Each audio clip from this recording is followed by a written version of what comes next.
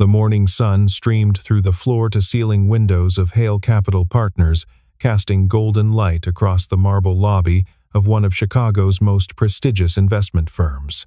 A single father in a faded gray uniform pushed his mop bucket across the polished floor, invisible to the executives rushing past in their designer suits and Italian leather shoes. Near the reception desk, an elderly woman sat in a wheelchair, surrounded by assistants who checked their phones and spoke over her head as though she were furniture rather than a human being with thoughts and feelings of her own. The janitor paused in his work, looked directly at the forgotten woman, and raised his hands. His fingers moved with quiet precision, forming words in American Sign Language. The woman's eyes widened with shock, then softened with something that looked like wonder and gratitude. Her weathered hands trembled as she signed back, and in that moment, the entire power-soaked lobby fell into absolute silence. Daniel Crawford had worked the early shift at Hale Capital Partners for 3 years, arriving each morning at 5 when the building was dark and quiet, long before the first executives emerged from their chauffeured cars and the elevators began their endless, vertical journeys. He took genuine pride in his work, in the satisfaction of watching the marble floors transform from scuffed and dusty to gleaming mirrors that reflected the crystal chandeliers above. At 38 years old, Daniel had learned that dignity was not something bestowed by job titles or corner offices or the size of a paycheck. It came from within, from knowing the value of honest labor, from carrying yourself with purpose regardless of what the world thought of your position in its elaborate hierarchies. His uniform was faded at the elbows from countless hours of scrubbing, and his name tag had been scratched nearly illegible from years of industrial laundering. His hands were rough with calluses earned through years of physical labor. His back sometimes ached from bending over mop buckets, and his shoes had been resoled twice because he could not afford to replace them. But Daniel walked through the lobby of Hale Capital Partners with the quiet confidence of a man who understood something that the ambitious executives rushing past him in their expensive suits had not yet learned. Success, measured in dollars, was fragile and temporary, subject to market forces and economic downturns and simple bad luck. Character, measured in daily actions and choices, was permanent and unshakable. The lobby itself stood as a monument to wealth and the power it could purchase. Italian marble imported from Carrara stretched across the floor in patterns that had required master craftsmen to install over months of painstaking work. Crystal chandeliers hung from ceilings painted with gold leaf, each fixture containing thousands of hand-cut pendants that caught and scattered light in prismatic displays of extravagance. Massive oil paintings of the Hale family patriarchs lined the walls, their stern Victorian gazes following every visitor from entrance to elevator, reminding all who entered that this was not merely a building but a dynasty stretching back generations. Security guards in tailored black suits stood at rigid attention near the private elevators, their earpieces connecting them to an invisible network of surveillance and control. Receptionists in designer dresses answered calls with practiced corporate warmth that never quite reached their carefully made-up eyes. Daniel understood his place in this elaborate ecosystem of power and prestige. He was the man who cleaned up after the powerful, who scrubbed coffee stains from conference room carpets where billion-dollar deals were negotiated, who emptied trash cans overflowing with discarded dreams and rejected proposals. The executives rarely acknowledged his presence when they passed, and when their eyes happened to sweep over him, he registered as nothing more than background noise, a moving piece of furniture, as permanent and unremarkable as the potted plants by the elevators. He had made peace with this invisibility years ago, had found an unexpected freedom in being consistently overlooked. While others exhausted themselves in brutal competition for promotions and corner offices, Daniel moved through the building like a ghost, observing everything around him, judged by no one. And Daniel saw things that others missed entirely in their self-absorbed rush toward success.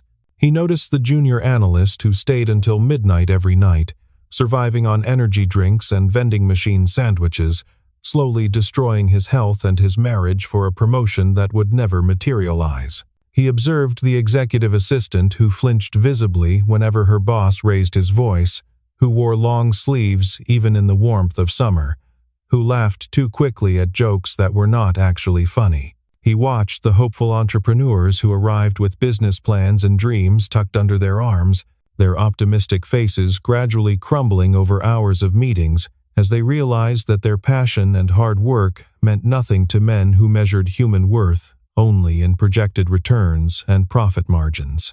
The lobby was a theater of ambition and disappointment, triumph and tragedy played out daily, and Daniel had become an expert at reading its silent performances.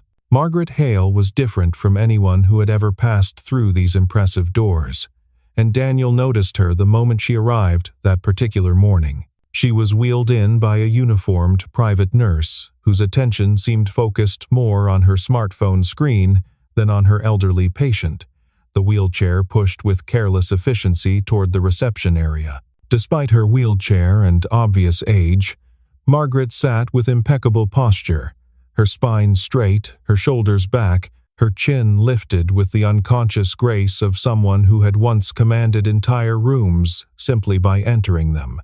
Her silver hair was swept back in an elegant chignon that must have required professional attention that morning, and her blue eyes remained sharp with intelligence that neither age nor disability had managed to dim. Pearl earrings caught the light as she turned her head to survey the familiar lobby, and her hands rested in her lap with the practiced stillness of someone who had learned patience through decades of necessity. Daniel watched as people approached Margaret, drawn by her obvious wealth and evident importance to the firm that employed them all. The assistants clustered around her wheelchair in a semicircle, their lips moving in exaggerated motions, speaking loudly and slowly, as though sheer volume and deliberate pace could somehow pierce the profound silence that surrounded her daily existence.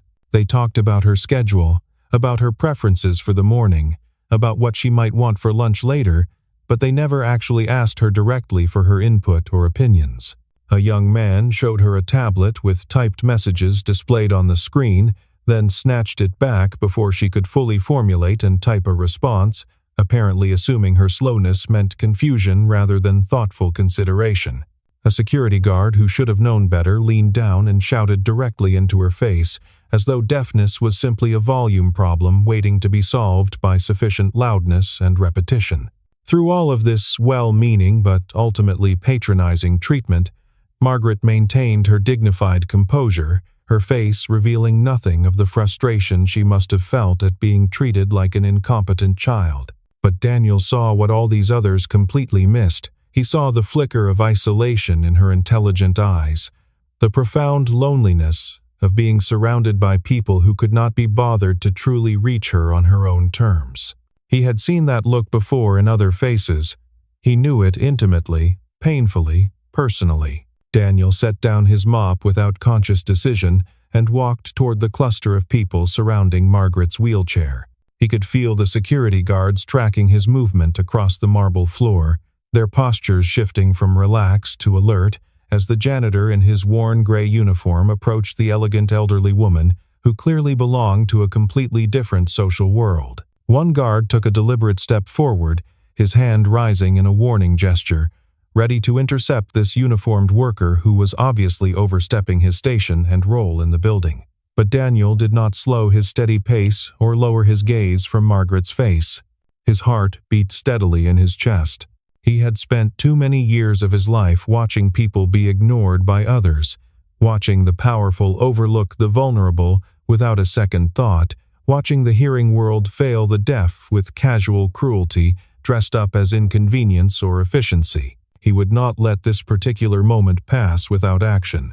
He stopped directly in front of Margaret's wheelchair and waited with patient stillness until her eyes met his with obvious curiosity. Then, slowly and deliberately, he raised his hands and began to sign in fluid American Sign Language. "Good morning. My name is Daniel. It is a genuine pleasure to meet you." His movements were natural and confident, shaped by thousands of hours of dedicated practice over many years, by countless conversations conducted in beautiful silence. He watched Margaret's face transform like sunrise breaking slowly over water, watched the surprise melt into astonishment and then into something much deeper, something that looked almost like overwhelming gratitude at being finally, truly seen and acknowledged as a complete person. Her hands rose from her lap, trembling slightly with emotion she could not fully contain, and she signed back with movements that remained graceful despite her advanced age. "Hello, Daniel. My name is Margaret. No one has spoken to me like this in a very long time. I cannot tell you how much this means to me." The assistants stopped their chatter mid-sentence, their mouths hanging open in obvious confusion at this unexpected development. The security guard lowered his warning hand slowly to his side, uncertain how to respond. The receptionist looked up from her computer screen with widening eyes. Throughout the lobby, conversations died like flames extinguished by water as heads turned toward the unexpected scene unfolding by the reception desk. A janitor in a worn uniform and an elderly woman in a wheelchair were having a conversation that no one else could understand, their hands moving in complex patterns that created meaning in the space between them. For the first time all morning, Margaret Hale was genuinely smiling, and the smile transformed her entire face. Erased years of accumulated isolation, illuminated something that had been dormant for far too long. Their hands continued to dance through the air with increasing fluidity, creating connection where none had existed just moments before. Daniel asked Margaret how she was feeling this morning, and she admitted with refreshing honesty that she was tired, not physically but spiritually and emotionally, exhausted by years of being talked at rather than talked to by people who should know better. He told her he understood that particular feeling intimately, deeply, and her eyes softened with the instant recognition of shared experience across their vastly different circumstances and social positions. She asked how he had learned to sign with such evident fluency and natural grace, and he explained simply that someone he loved very much had needed him to learn the language. The specific details could wait for another conversation. For now, it was enough to simply communicate directly to bridge the vast social distance between a billionaire's mother and a building janitor with nothing more than the ancient and beautiful language of hands and hearts. The quiet revelation settled over the lobby like morning fog, impossible to ignore but difficult to name precisely with words. The lowest paid person in the entire building, a man whose presence was routinely ignored by everyone who worked there, had become the only one capable of truly connecting with someone who mattered deeply to the most powerful family in Chicago. The assistants who had spoken over Margaret for the past hour now stood silent and visibly ashamed of their behavior. The security guard who had nearly intercepted Daniel looked down at his own hands as though seeing them for the first time, realizing they could do so much more than restrain and control people. The receptionist felt her cheeks flush with embarrassment, remembering the typed messages she had thrust at Margaret with impatient efficiency. Something fundamental had shifted in the lobby of Hale Capital Partners, and no one quite knew how to respond to this unexpected development. Margaret's hands moved with increasing animation as their conversation deepened and broadened in scope. She told Daniel that most people talked at her rather than to her, treating her deafness as an inconvenience to be managed rather than simply a different way of being in the world. They assumed that because she could not hear their spoken words, she also could not think complex thoughts, could not feel deep emotions, could not contribute anything meaningful to their important discussions about business and family matters. She had grown accustomed over the decades to being patted on the head like a confused child, spoken about in the third person as though she had no opinions worth consulting, smiled at with that particular patronizing sympathy reserved for those deemed less than whole by the hearing majority. Daniel nodded with genuine understanding, his hands responding with equal fluency and evident comprehension of her experience. He told her that everyone deserved to be addressed in their own language, that true communication was a gift freely given, never a burden reluctantly endured by those who cared about connection. He said that the measure of any person was not how they treated those who could obviously help them advance, but how they treated those who seemingly could not benefit them at all. Margaret's eyes glistened with unshed tears as she watched his hands move with grace and precision, as she absorbed the simple but profound truth of words she had waited decades to hear from someone, anyone, in this building that bore her family name on its facade. Around them, the lobby had fallen into a hushed and almost reverent silence. Executives who had been rushing toward the elevators for important morning meetings now stood frozen in place, their meetings temporarily forgotten as they watched the silent exchange, with expressions ranging from confusion to dawning shame at their own past behavior. The assistants who had clustered around Margaret's wheelchair began to drift backward, creating space for an intimacy they could not share but somehow understood to be sacred and worthy of respect. Even the rigid security guards seemed softer somehow, their professional alertness giving way to something more human as they witnessed a moment that transcended their usual categories of threat assessment and safety protocols.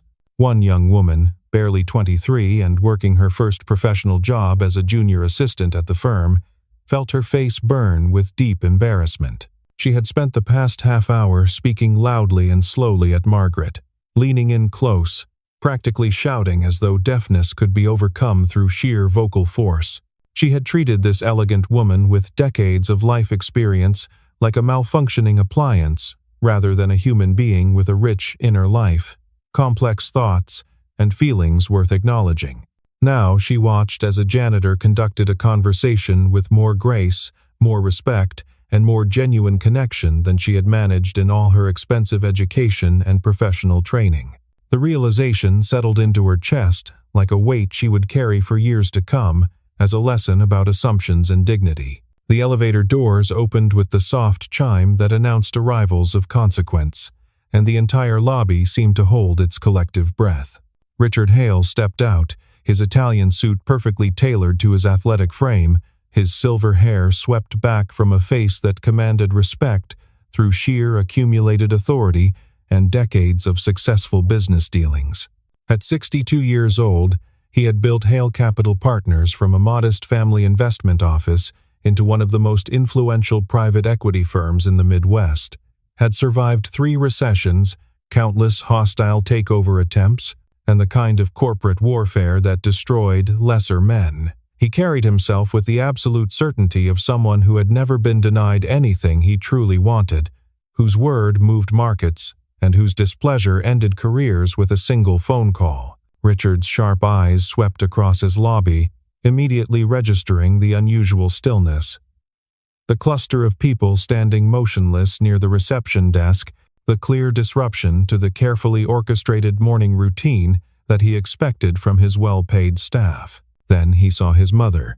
He saw her hands moving in animated conversation, and most remarkably of all, he saw her smiling with genuine warmth that reached her eyes for the first time in years. Richard had not seen Margaret smile like that in a very long time, not since his father's funeral 5 years ago, when something in her had gone quiet and never fully returned to its previous brightness.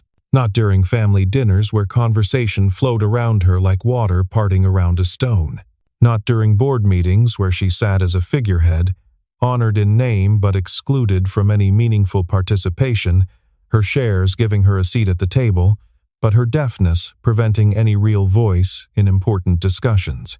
But now, in the lobby of his own building, his mother was positively radiant, her weathered hands dancing through the air in animated conversation with a man wearing a janitor's worn gray uniform. Richard strode across the marble floor with the purposeful steps of a man accustomed to having crowds part before him, his expensive Italian shoes clicking with the authority that had become second nature after decades of command, and the crowd of employees parted before him instinctively.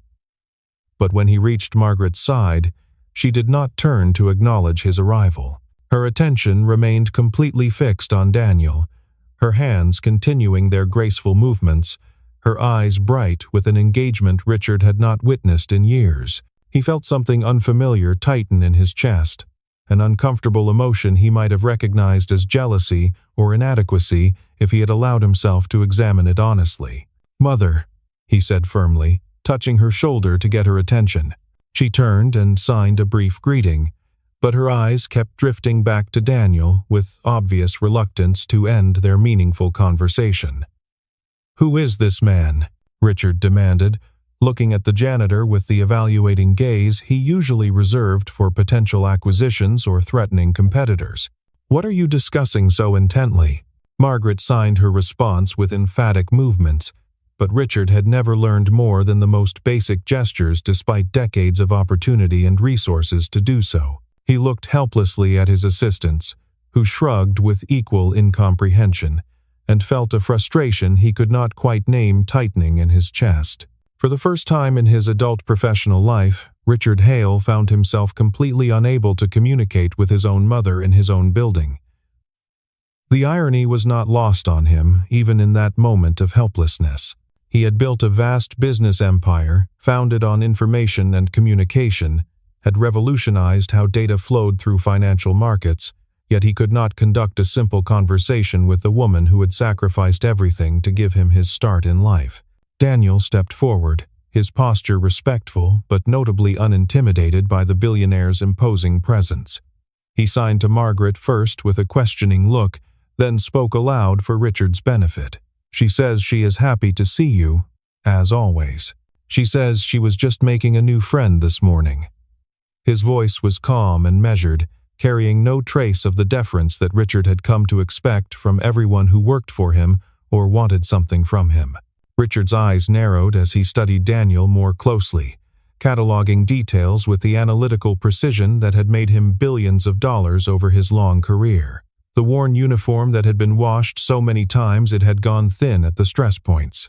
The calloused hands that spoke eloquently of years of physical labor rather than keyboard work.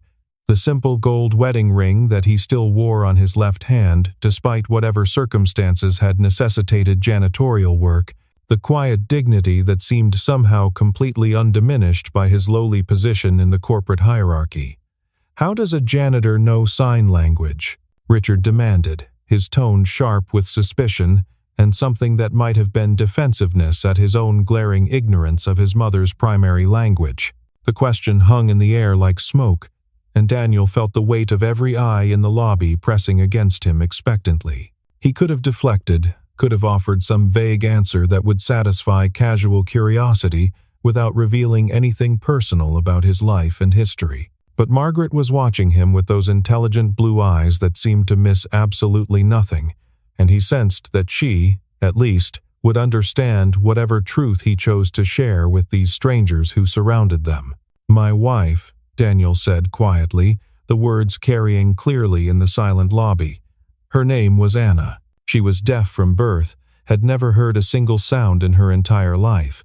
I met her when I was 22 years old, working construction during the day to pay my way through night school. I knew within a month of meeting her that I wanted to spend the rest of my life with her, so I learned to sign. I practiced every night after 12-hour shifts until my hands cramped and my eyes burned from watching instruction videos. I took classes at the community center every weekend without fail. Within a year, we could talk about anything and everything that mattered to us. His voice remained steady, but something shifted in his expression, a shadow passing across features that had been composed with careful neutrality. She passed away 4 years ago, complications from pneumonia that turned into something the doctors could not control despite their best efforts. The lobby seemed to contract around his words, the vast marble space becoming suddenly intimate and small. Even Richard, who had spent his entire adult life carefully building walls against other people's pain, felt something stir in the carefully protected region where his heart was supposed to reside. But Daniel was not finished with his explanation. "We have a daughter together," he continued, and now his voice held an unmistakable warmth that softened his features entirely. "Her name is Lily. She is 8 years old, and she was born deaf, just like her mother. The doctors said it was genetic, that the same beautiful difference that made Anna who she was had passed to our daughter as her inheritance and her gift." He paused, meeting Richard's eyes directly without flinching. "Learning to sign was never a choice for me. It was a necessity. It was the only way I could truly know my child, could hear her thoughts and dreams and fears and joys, the way every father should know their daughter." Margaret's hands moved slowly, forming words that seemed to glow with emotion even to those who could not understand their meaning. "You are a good father," she signed with emphasis, and Daniel saw the tears escaping down her weathered cheeks before she could stop them or wipe them away. The lobby of Hale Capital Partners, that grand temple of ambition and commerce and calculated advantage, had transformed into something else entirely. It had become a space where grief and love and human connection existed without apology or embarrassment or shame. Richard stood very still, watching his mother cry over a conversation with the man who cleaned their floors every morning before anyone else arrived. He thought about all the years of board meetings conducted through hired interpreters, all the family dinners where Margaret sat in patient silence while conversations flowed around her like she was invisible, all the ways he had accommodated her disability without ever truly bridging the gap it created. He had hired the best interpreters that money could buy. He had arranged for written communications to be delivered on fine stationery. He had done everything except the one thing that would have actually mattered most. He had never learned his mother's language. He had never truly been able to speak to her directly, heart to heart, without a stranger standing between them translating their most intimate thoughts. Margaret touched Daniel's arm gently and signed a request that made his eyebrows rise with genuine surprise. She wanted to go for a walk, not to the executive conference room where important meetings were scheduled, not to the family office suite on the 40th floor where decisions about billions of dollars were routinely made. She wanted to walk by the windows that overlooked the Chicago River, wanted to feel the morning sun on her face, and she wanted Daniel to accompany her rather than any of the staff who were paid to attend to her needs. Richard hesitated, every business instinct in his body telling him to object, to reassert control over a situation that had somehow slipped completely beyond his grasp. His schedule was packed with meetings that could move markets. His time was literally worth thousands of dollars per minute, according to his accountants. But Margaret was looking at Daniel with an expression that brooked absolutely no argument, and something in Richard's chest, some part of him that had not spoken in years, told him to step aside and let this unexpected thing happen. He nodded once, stiffly, and gestured for the security guards to stand down from their protective postures. Daniel pushed Margaret's wheelchair away from the cluster of people, toward the floor-to-ceiling windows that offered a panoramic view of the city's magnificent waterfront. The morning sun had climbed higher in the sky, casting long shadows across the marble floor, and the Chicago River below sparkled with reflected light like a ribbon of scattered diamonds winding through the urban landscape. It was a view that Richard saw every single day from his corner office without ever really noticing its beauty. But Margaret gazed out with the profound appreciation of someone who understood that beauty was never guaranteed, that every morning was a gift that might not come again. Their hands began to move again, creating conversation in the space between glass and sky. Margaret told Daniel about her childhood, about growing up deaf in the 1940s and 50s, an era when sign language was actively discouraged, and sometimes even forbidden entirely by educators who believed they were helping. She described teachers who tied children's hands behind their backs to prevent them from signing, who insisted that deaf students learn to lip read and speak with voices they could not hear and could never properly modulate, who believed that accommodation was weakness, and that forcing deaf children to act hearing was somehow kindness. She had learned to survive in that harsh world, had developed extraordinary skills of observation and patience that hearing people never needed to cultivate, but the isolation of those years had never fully healed no matter how much time passed or how much success she achieved. Daniel listened with the focused attention that came naturally to anyone who communicated visually, his eyes never leaving Margaret's hands, his body language conveying complete presence. When she finished, he told her about Lily, the bright, curious girl who saw the world through eyes that missed nothing, who was constantly underestimated by people who confused deafness with diminishment. He described teachers who spoke to the wall instead of facing her, who assumed she could not keep up with hearing students despite evidence to the contrary. He talked about other children who excluded her from games with spoken rules, who whispered secrets she could not access. But he also told Margaret about Lily's triumphs, his face lighting up with unmistakable pride. How she had taught herself to identify dozens of bird species by their visual characteristics since she could not hear their songs. How she had developed artistic talent that allowed her to capture in drawings what others struggled to express in words. How she already read 2 years above her grade level. How she possessed determination and resilience that humbled him daily. Margaret nodded with deep recognition of shared experience across generations. She signed that the world was full of people who could hear perfectly well but never truly listened, who possessed the gift of speech but used it only to fill silence rather than create genuine understanding. She had come to understand that true communication had nothing to do with ears or sound waves. It happened when one person genuinely tried to reach another, when connection became more important than convenience.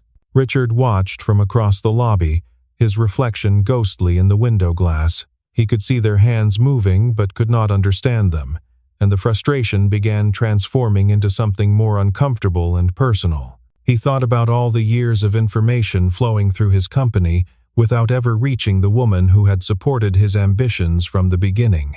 Daniel told Margaret about the nights after Anna died, those endless hours when grief felt like drowning. He would sit in Lily's bedroom and sign stories until exhaustion claimed him. He described how Lily had asked whether Mommy could still sign in heaven. He had told her that angels probably learned sign language first because it was the most beautiful way to communicate. Margaret's hands moved slowly now, forming words weighted with decades of regret. She confided that she had once dreamed of becoming a teacher for deaf children, of creating a school where signing was celebrated rather than suppressed. But her family had expected her to marry well and support her husband's ambitions, and her own dreams had been shelved. The confession emerged with difficulty, each sign carrying old grief. Daniel felt the burden of her revelation. He signed that it was not too late, that his daughter's school needed volunteers who could sign, that children like Lily desperately needed mentors who understood their challenges. Margaret's eyes widened at the suggestion, and for a moment, the years fell away from her face. Richard approached the window.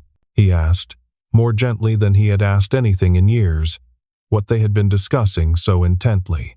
Daniel translated Margaret's response carefully. She says she has been telling me about her life. She says no one has genuinely asked about her experiences, her thoughts, her dreams, in a very long time. The words landed with devastating precision. Richard built his career on knowing everything about markets and competitors, yet he knew almost nothing about his own mother's interior landscape. Margaret turned to face her son. Her hands moved with deliberate emphasis. She says she loves you deeply, without reservation. She says she has always been proud of everything you have built, but she wishes you would sometimes stop moving long enough to truly see her. She wishes you would learn her language, even just basics, so she would not always need someone else to speak for her. The silence that followed was unlike anything Richard had experienced. Standing before his elderly mother, receiving her gentle criticism through a janitor's translation, he felt something crack open inside, some carefully constructed wall beginning to crumble. He surveyed his employees, gathered at respectful distance. Not one of them had ever thought to learn sign language, to make any accommodation for the deaf matriarch. The failure was systemic, and he was its architect. Richard cleared his throat. He asked Daniel, stripped of his usual authority, whether he would teach him some basic signs. Just enough to say good morning to his mother. Just enough to tell her he loved her without requiring a translator. Daniel nodded without hesitation, and Margaret's face transformed with pure joy. Her hands came together in the sign for thank you, repeated over and over, tears streaming freely. Her son was finally, after more than 60 years, choosing to learn her language. For the next 45 minutes, the most powerful man in Chicago stood in his own lobby and received patient instruction from a janitor. Richard's hands were clumsy at first, accustomed to signing contracts rather than signing language, but Daniel proved patient, demonstrating movements repeatedly, adjusting positions with gentle corrections. Margaret watched with complete and radiant happiness that seemed to illuminate the entire space around her. When the lesson concluded, Richard turned to Daniel with an expression mixing gratitude with calculation.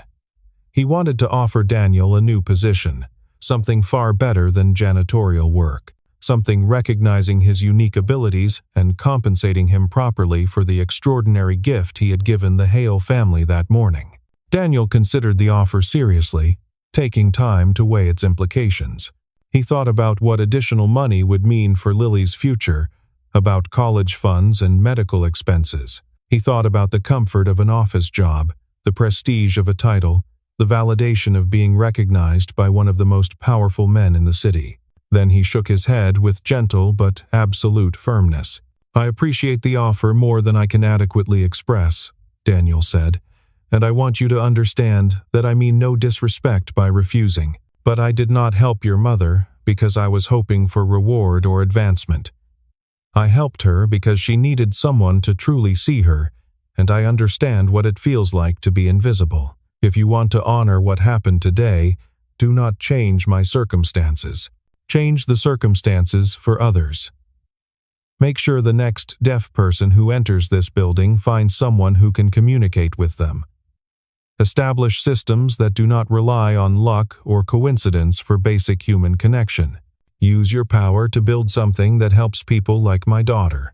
Richard stared at Daniel as though seeing an entirely new species of human being.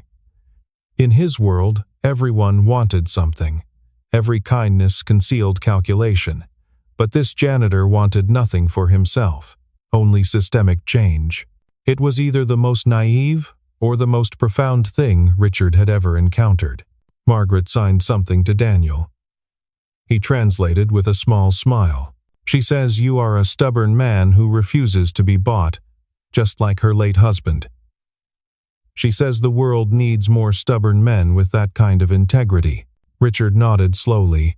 He would seriously consider every word. He would implement sign language training, develop genuine accessibility programs, examine all the ways his company could better serve people with disabilities. The morning had stretched far longer than anticipated, but something significant had shifted. Some invisible barrier had cracked, and even the most ambitious executives sensed this was a morning worth remembering. Margaret took Daniel's hand in both of hers, her grip surprisingly strong. She signed a final message, moving slowly enough that even Richard could partially follow. "Never stop greeting the world the way you greeted me. Never stop seeing the people who have become invisible." Daniel promised he would continue to see everyone who crossed his path, regardless of title or power or ability. Meeting her had reminded him why he had learned to sign, that some conversations were worth having, especially when the world made them difficult. The nurse came to wheel Margaret away. Richard walked alongside his mother toward the elevator, and for the first time anyone could remember, he was not checking his phone. He was simply present with the woman who had given him life, his hands occasionally attempting awkward signs. Daniel retrieved his mop bucket and resumed his work. The executives walking past no longer looked through him. Many nodded as they passed, small acknowledgments that had not existed before. In the weeks that followed, Hale Capital Partners implemented sweeping accessibility training. Sign language classes were offered during lunch hours, and an unexpectedly high number enrolled. The company hired a full-time accessibility coordinator and began reviewing all communications for inclusivity. Daniel continued his early shifts with the same dedication he had always shown, arriving at 5 each morning to begin his work, saving his modest earnings carefully for Lily's future education and security. Sometimes Margaret visited the building for board meetings or family business, and she always found time to stop wherever Daniel was working, regardless of what important people might be waiting for her attention. They would sign together for precious minutes, sharing small updates about their lives, maintaining a friendship that transcended all conventional boundaries of wealth and status and circumstance. Margaret eventually began volunteering at Lily's school, just as Daniel had suggested, teaching sign language to hearing students and serving as a mentor to the deaf children who reminded her so much of her younger self. It was the dream she had shelved decades ago, finally finding expression in a form she had never anticipated. Richard sometimes accompanied her to the school events, his signing improving slowly but steadily with practice, determined to never again need a translator to tell his mother that he loved her. Lily never learned how well-known her father had become. She only knew he came home each evening, helped her with homework, signed bedtime stories, loved her with fierce devotion that needed no words. She was growing up confident and curious, supported by a father who had restructured his existence around ensuring she would never feel invisible. The lobby of Hale Capital Partners continued its daily rhythms, but something had permanently shifted. People moved a little slower, made eye contact more readily, remembered that every individual carried a story worth knowing. Every morning, before executives arrived, a single father janitor pushed his mop across the marble floor. He thought about his daughter sleeping at home, about his wife watching from wherever the dead go, about silent conversations that filled the world with meaning. He thought about Margaret's message, about greeting the world with openness, about seeing those who had become invisible. It was not complicated wisdom. It required only willingness, the simple choice to look directly at other human beings, to acknowledge their existence, to offer connection even when inconvenient.